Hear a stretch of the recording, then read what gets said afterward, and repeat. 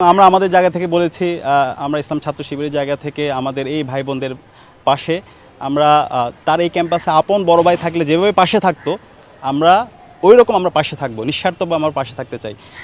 আপনারা জানেন ঢাকা বিশ্ববিদ্যালয়ের 24-25 সেশনের শিক্ষার্থীদের ভর্তি কার্যক্রম চলছে। আজকে তারা প্রত্যেক শিক্ষার্থী হল পেয়েছে। তো ঢাকা বিশ্ববিদ্যালয়ের শিক্ষার্থীদের সবচেয়ে আবেগের জায়গা এবং পরিচয় দেওয়ার জায়গাটা হচ্ছে হল। তো আজকে হলে আমাদের শিক্ষার্থী ভাই এবং বোনরা এবং আমাদের সম্মানিত অভিভাবকরা তারা হলে এসেছে তাদের ভর্তি কার্যক্রম সম্পন্ন করার জন্য। তো অনেক দূর দূরান্ত থেকে আমাদের শিক্ষার্থী ভাই এবং বোনরা এবং অভিভাবকরা এসেছে। তাদের অনেকগুলো বিষয় হলের যে লিগ্যাল যে বিষয়গুলো আছে, অফিসিয়াল যে বিষয়গুলো আছে, সেখান থেকে তাদের বিভিন্ন ধরনের সহযোগিতা দরকার। তো সেই জায়গা থেকে আমাদের ইসলাম ছাত্র শিবিরের ঢাকা বিশ্ববিদ্যালয়ের যে টিম আছে সেই টিম আমরা সকাল থেকে কাজ করছি। শিক্ষার্থীদের যে কোনো ধরনের ইনফরমেশান, তাদের যে কোনো ধরনের লজিস্টিক সাপোর্ট, সেই ক্ষেত্রে আমরা সার্বিকভাবে তাদেরকে সহযোগিতা করছি। এবং পাশাপাশি যেহেতু এখন দুপুর চলছে, যেহেতু কাজও এদিকে চলছে, তাদের সিরিয়ালে দাঁড়াতে হচ্ছে, তো এই অবস্থা আবার লাঞ্চ করতে যাওয়া তো অনেক কঠিন। তো সে জায়গা থেকে আমাদের সীমিত সামর্থ্যের যতটুকু পারি আমরা তাদের জন্য হালকা আপ্যায়নের ব্যবস্থা করেছি। এটা যদি আরও বড় করতে পারতাম তাহলে আরও ভালো হতো।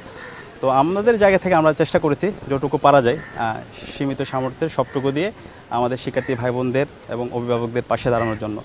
এবং এর পাশাপাশি আজকে যে সমস্ত শিক্ষার্থীরা বিশ্ববিদ্যালয়ে হলগুলোতে অ্যালট পাচ্ছে, বিশেষ করে এই দিনটা আজকে আমাদের জন্য অনেক বেশি আনন্দের। আমরা যখন বিশ্ববিদ্যালয়ে এসেছিলাম, আমি 2017 সালে এসেছিলাম, তখন এই বিশ্ববিদ্যালয় ক্যাম্পাসে যখন হলগুলোতে প্রবেশ করতাম, ভর্তি হওয়ার জন্য যখন এসেছিলাম, একটা আতঙ্ক কাজ করতো। মনে হতো ছাত্রলীগের সন্ত্রাসীরা আমাদেরকে নিয়ে গণরুমে, গেস্ট রুমে নির্মম নির্যাতন করবে।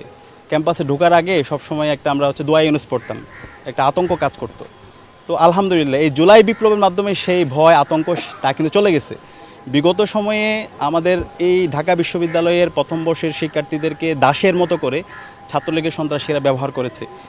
এই ঢাকা বিশ্ববিদ্যালয়ে বাংলাদেশের সবচেয়ে মেধাবী শিক্ষার্থীরা আসে, অনেক বড় স্বপ্ন নিয়ে আসে। আমাদের যারা অভিভাবক আছে, আমাদের যারা ভাই এবং বোনরা আছে, তাদের সবার চোখে অনেক বড় বড় স্বপ্ন থাকে। কিন্তু বিগত সময়ে, ফেসিবাদী সময়ে ছাত্রলীগের সন্ত্রাসীরা আমাদের এই ভাই বোনদের সকল স্বপ্নগুলোকে তারা নষ্ট করে দিয়েছিল এই গণরুম গেস্ট রুম কালচারের মাধ্যমে। এখানে পড়াশোনার কোনো পরিবেশ ছিল না।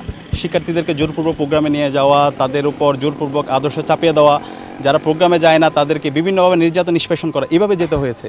কিন্তু আলহামদুলিল্লাহ এই জুলাই বিপ্লব পরবর্তী আজকে এই পুরো ঢাকা বিশ্ববিদ্যালয়ের প্রত্যেকটা হলে শিক্ষার্থীরা আনন্দের সাথে তারা আসছে এবং প্রত্যেক শিক্ষার্থী, আমরা আশা করছি এখানকার যে শিক্ষার্থীরা এসেছে প্রত্যেকে তাদের মেধা এবং যোগ্যতার ভিত্তিতে সবার সিট নিশ্চিত করা হবে এবং তারা শিক্ষার সুস্থ একটা পরিবেশ পাবে ইনশাআল্লাহ।